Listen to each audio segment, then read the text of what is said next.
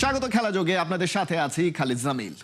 শাক দিয়ে মাছ ঢাকার মতো সাকিবকে দিয়ে কি নিজেদের অপকর্ম ঢাকার চেষ্টা করছেন বিসিবি কর্তারা? হঠাৎ করেই কেন সাকিব আল হাসানকে জাতীয় দলে ফেরানোর বার্তা দিচ্ছে ক্রিকেট বোর্ড, অথচ গত 1.5 বছরে সুযোগ থাকার পরও দেশে এবং বিদেশে তাকে দলে রাখার সাহসই দেখাতে পারেনি কেউ? সবারই প্রশ্ন, পরিস্থিতি কি এমন পরিবর্তন হলো যে সাকিবকে এখন দলে নেয়ার সুযোগ তৈরি হয়েছে? সাইফুল রূপকের রিপোর্ট। সত্যি সত্যি কি সাকিব আল হাসানকে জাতীয় দলে ফেরানো হবে, নাকি সাকিবকে খুব বাজেভাবে ব্যবহার করলো, চরম অপমান করলো বুলবুলের বিসিবি? সোশ্যাল প্ল্যাটফর্মে নানা জায়গায় অনেকেই লিখছে, অনেকেই বলছে যে সাকিবকে টিস্যু পেপারের মতো ব্যবহার করেছে বিসিবির কর্তারা। টিস্যু দিয়ে কি হয়?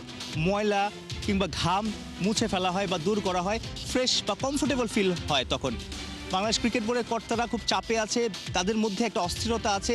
কর্তাদের দুর্নীতি কিংবা ফিক্সিং, বাজে মন্তব্য, বিশ্বকাপে না যাওয়া, সব কিছু মিলিয়ে এই বোর্ড খুব বেশি চাপে আছে, ঝামেলায় আছে। এগুলো এড়াতে, ফোকাস সরাতে সাকিবকে বাংলাদেশের ক্রিকেট ইতিহাসের এই লাল সবুজ পতাকা যে সবচেয়ে বড় জায়গায় ক্রিকেট বিশ্বে যে উপরে উঠিয়েছেন, যে সম্মান বয়ে এনেছেন, সেই সাকিবকে এমন সময় ব্যবহার করা হলো, এমন সময় সাকিবের নাম তোলা হলো, বোর্ড মিটিং আলোচনা করে প্রেস কনফারেন্সে বলা হলো, যাতে করে সবাই সাকিবকে নিয়ে আলোচনা হয়, ফোকাসটা সাকিবের দিকে থাকে। বোর্ড কর্তারা একটু হাঁপ ছেড়ে বাঁচে। 700-র উপরে উইকেট, প্রায় 15,000 রান, বাংলাদেশের ক্রিকেট ইতিহাসের সর্বকালের সেরা ক্রিকেটার, কোনো ডাউট নেই। যদি অলরাউন্ডারের যে হিসাবটা, সবচেয়ে বেশি সময় তো সাকিব আল হাসানই নাম্বার 1 ছিলেন। নাম্বার 1 বাংলাদেশে কে হতে পারে? সাকিব আল হাসান সেটা দেখিয়েছেন। এসের জন্য এত অর্জন। যদিও 2024-এর সেই সরকার পতন বা স্বৈরাচার সরকার যাওয়ার পর সাকিব আর দেশে ফিরতে পারেননি। সাকিব বিদেশে মাটিতে ওই ঘটনার পরেও পাকিস্তানে খেলেছেন, ইন্ডিয়াতে খেলেছেন, অর্থাৎ তিনি 2024-এর সেপ্টেম্বরে সবশেষ দেশের বাইরে খেলেছেন, যেটা আসলে সবশেষ বিদেশের মাটিতে টেস্ট খেলেছিলেন কানপুরে। সেখানে তিনি স্বপ্ন দেখেছিলেন, তার লক্ষ্যের কথা জানিয়েছিলেন যে দেশে ফিরে তিনি মিরপুরে হোম অফ ক্রিকেটে শেষ টেস্ট ম্যাচটা খেলতে চান, যেটা অক্টোবরে 2024-এ সাউথ আফ্রিকার এগেনস্টে এই মাঠে হয়েছিল। কিন্তু সাকিব দুবাই পর্যন্ত এসে দেশে আর ফিরতে পারেননি। দেশের মধ্যে অস্থিরতা বা সরকার পক্ষ, বিসিবি কর্তারা তারা চায়নি বলেই সাকিব কিন্তু আর দেশে ফিরতে পারেনি। গত 1.5 বছরে সাকিব লাল সবুজ জার্সি আর গায়ে উঠাতে পারেননি, দেশে ফিরতে পারেননি। সেই সাকিবকে নিয়ে বিসিবি এত নাটক করলো গত 1.5 বছরে। সাকিবকে অ্যাওয়েতে যে সিরিজ ছিল, অ্যাওয়েতে চ্যাম্পিয়ন্স ট্রফি ছিল, কই তখন তো সাকিবের কথা মনে পড়েনি। তখন তো তিনি সিলেকশনের জন্য অ্যাভেলেবেল ছিলেন, কিন্তু তাকে নেওয়া হয়নি। তাহলে হঠাৎ করে কি এমন হলো যে বিসিবি এখন সাকিবকে দলে নিতে চায়? সাকিব গত 1-1.5 বছরে তো বিভিন্ন জায়গায় লিগ খেলছেই, আবার এখন বিসিবি বলছে সাকিব যদি বিভিন্ন জায়গায় লিগ খেলতে চায় তাকে এনওসি দেওয়া হবে। তাহলে সাকিব এতদিন কিভাবে খেলছে? সাকিব তো অলরেডি খেলছেই, নানা জায়গায় খেলছে, IL T20 খেলছে। মানে কি অদ্ভুত কথা বলছে বাংলাদেশ ক্রিকেট বোর্ডের কর্তা, যেটা নিয়ে আসলে সোশ্যাল প্ল্যাটফর্মে অলরেডি সমালোচনার ঝড় বয়ে গেছে এই বিসিবির এগেনস্টে। তারা হয়তো শাক দিয়ে মাছ ঢাকা যে কথাটা, সাকিবকে দিয়ে তাদের বিতর্ক ঢাকার যে চেষ্টাটা তারা করেছেন, সেখানে কিন্তু ভালোভাবে ফেল করেছেন ক্রিকেট ফ্যানরা, সাকিবের ভক্তরা, যেটা ভালোভাবে নেননি। এবং এটা কোনো ভালো এক্সাম্পল না, সবাই সোশ্যাল প্ল্যাটফর্মে সে কথাই বলছে। বিসিবি এই যে নানা রকমের চাপ, ক্রিকেটাররা হয়তো সামনের দিনগুলোতে মাঠে নামতে পারে, অর্থাৎ খেলার মাঠে না, মাঠের বাইরে কিংবা আন্দোলনে নামতে পারে, এমনও গুঞ্জন শোনা যাচ্ছে। যেহেতু বিশ্বকাপে তাদের যাওয়া হয়নি, ঢাকা প্রিমিয়ার লিগ হবে কিনা, কয় দল নিয়ে হবে সেটা নিয়ে অনেক নাটকীয়, অর্থাৎ ক্রিকেটাররা ক্রিকেট মাঠে থাকতে পারবে কিনা, ঠিকঠাক খেলতে পারবে কিনা, এটা নিয়েও একটা শঙ্কা বা সন্দিহান আছে। অর্থাৎ সামনের দিনগুলোতে অনেক বেশি চাপ ক্রিকেট বোর্ডের আসতে পারে, ক্রিকেট কর্তাদের আসতে পারে। তখন হয়তো সব বিষয় তো সাকিবকে দিয়ে আসলে ঢাকা যাবে না, অনেক চাপও আসলে সামলাতে হবে এই ক্রিকেট বোর্ডকে। সাইফুল রূপক, 71। সাকিব আল হাসানকে জাতীয় দলে খেলানো বা না খেলানো নিয়ে আবারও আলোচনা শুরু করা স্টান্টবাজি ছাড়া আর কিছুই নয়। রবিবার সংবাদ মাধ্যমে এমন মন্তব্য করেন জাতীয় দলের সাবেক ফুটবলার আমিনুল হক। বাংলাদেশ বিশ্বকাপ মিস করেছে কারণ বিসিবির সাথে আইসিসির কোথাও না কোথাও মিসকমিউনিকেশন হয়েছে মনে করেন আমিনুল। ল্যাকিংসের কারণে এবং কেন এই ধরনের কমিউনিকেশনের অভাবে আমরা এই ক্রিকেট থেকে আমরা দূরে সরে আসছি বা কেন আমরা খেলতে যেতে পারছি না, এটাকে যেহেতু আমরা সবার আগে আমাদের নিরাপত্তার কথা বলেছি, সবার আগে আমার বাংলাদেশের কথা বলেছি, সেটাকে প্রায়োরিটি রেখে আমরা এটাকে হয়তোবা কোনোভাবে সমাধান করার সুযোগ ছিল কিনা সে বিষয়টি আমাদের মনে খতিয়ে দেখা দরকার। যে সাকিবের বিষয়টা সিদ্ধান্ত নেবে রাষ্ট্রের আইন, সেই রাষ্ট্রের আইন অনুযায়ী সাকিব যদি নিরপরাধ হয়, তার যদি কোনো মামলাগুলো রয়েছে সেগুলো যদি প্রত্যাহার করা হয় রাষ্ট্রীয়ভাবে, সাকিব আসবে, সেখানে কারো কোনো সমস্যা নেই।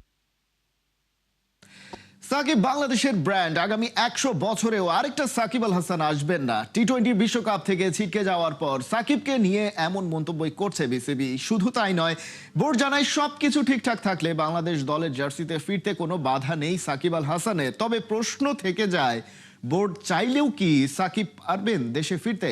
জানাচ্ছেন কোহিনুর কণা।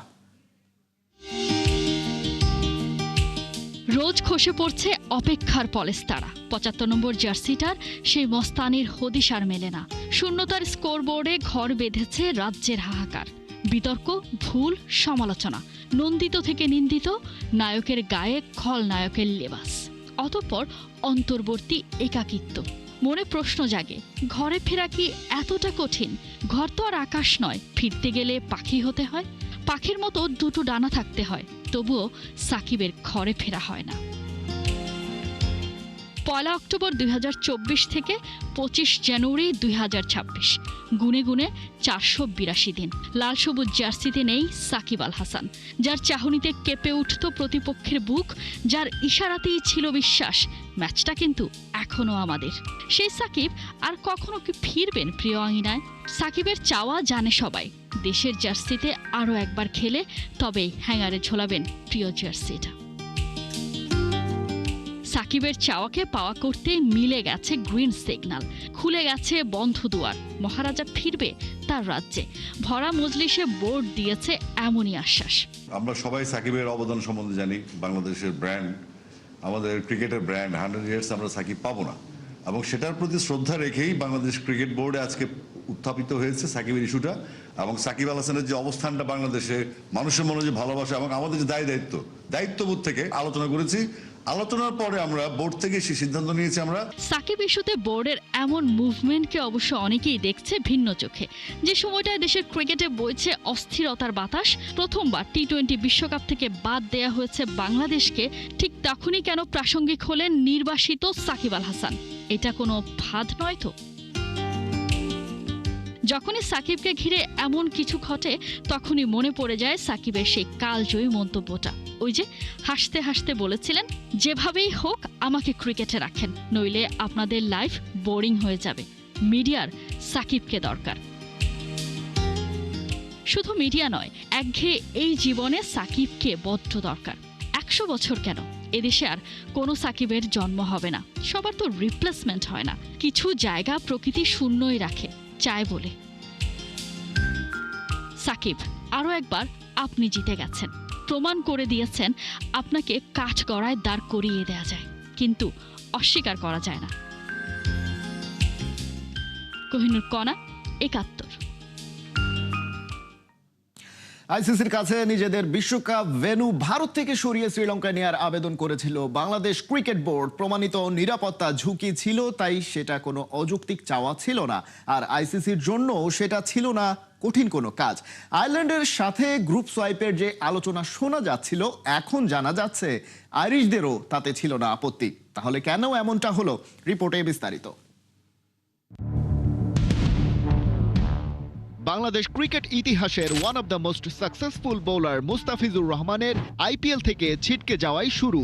তারপর একের পর এক দুর্ধর্ষ ক্লাইম্যাক্স সিন, দাবি থেকে হুমকি, মিটিং পাল্টা মিটিং, জুম থেকে ইনাবডি আইসিসি টিম ঢাকায় আসা, সবই যেন ছিল ব্লকবাস্টার সিনেম্যাটিক ক্লাইম্যাক্স।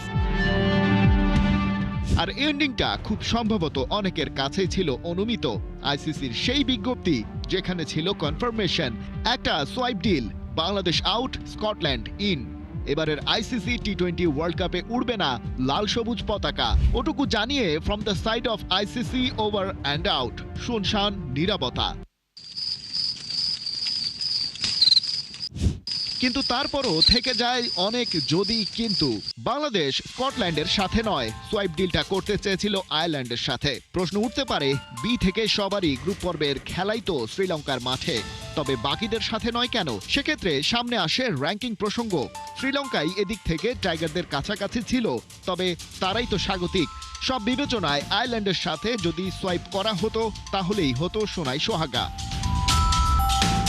কিভাবে সেটা হতে পারত? সিম্পল, বাংলাদেশ আর আয়ারল্যান্ডের মধ্যে hotel booking exchange, flight ticket পরিবর্তন, কিছু পয়সা খরচ করলেই সেটা তেমন সমস্যা না। জটিলতা হতে পারত কয়েকজন আইরিশের ভারতীয় ভিসা নিয়ে, যেটা আইসিসি চাইলে পানির মতোই সহজ কাজ। অন্তত নতুন দল স্কটল্যান্ডকে তাদের দেশ থেকে ভারতে উড়িয়ে আনার চেয়ে বিশ্বকাপে অলরেডি ইন আয়ারল্যান্ডকে শ্রীলঙ্কা থেকে ভারতে নেয়া বহু গুণে সহজ কাজ ছিল।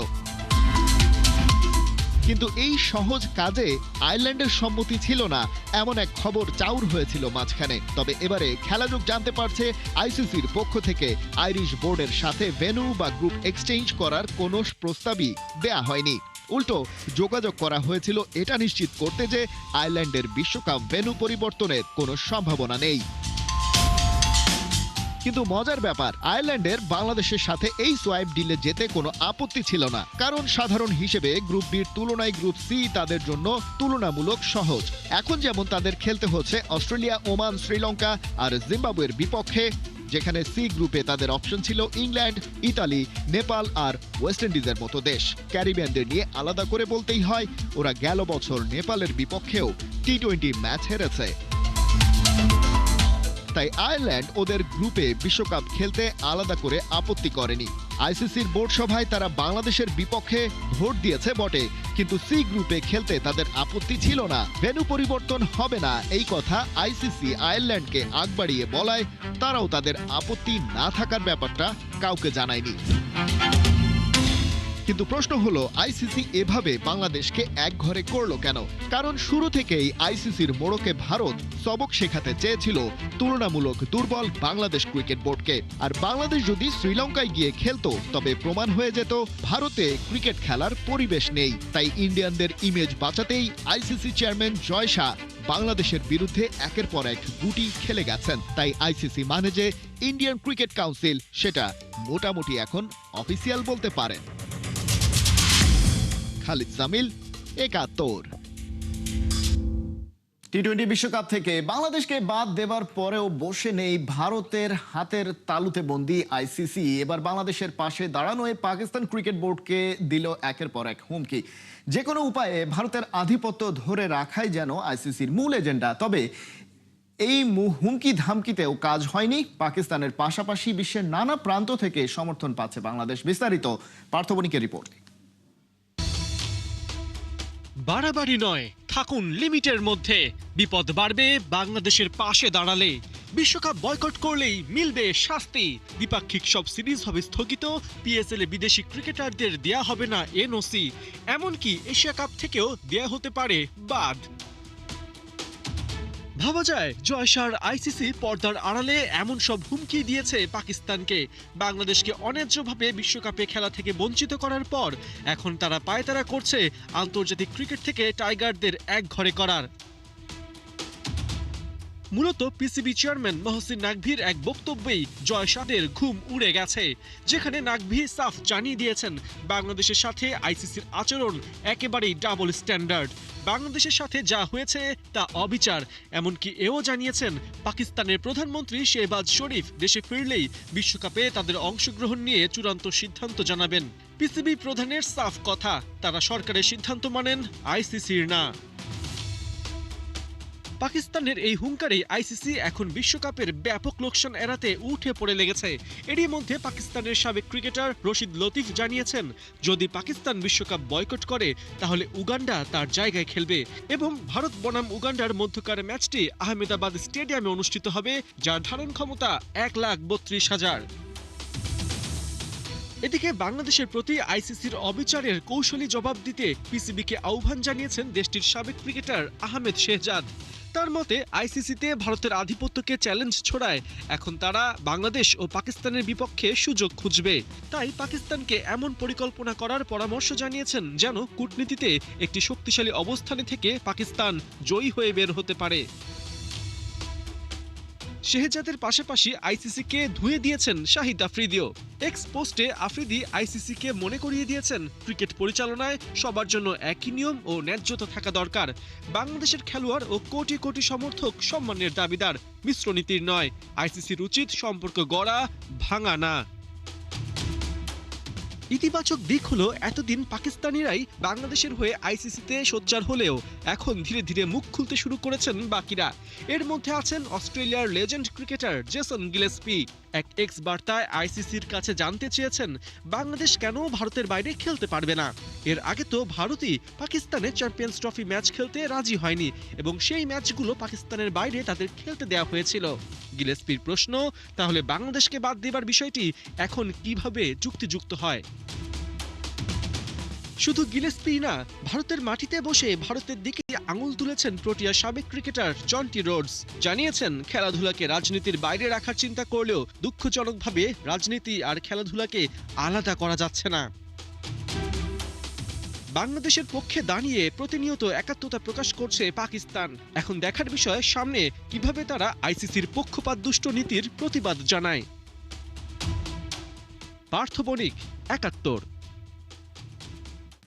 এই ছিল এখনকার খেলা যোগে। সরাসরি সংবাদ অনুষ্ঠান দেখতে চোখ রাখুন ৭১-এর ফেসবুক পেজে এবং সাবস্ক্রাইব করুন ৭১-এর ইউটিউব চ্যানেল। ৭১-এর সাথেই থাকুন।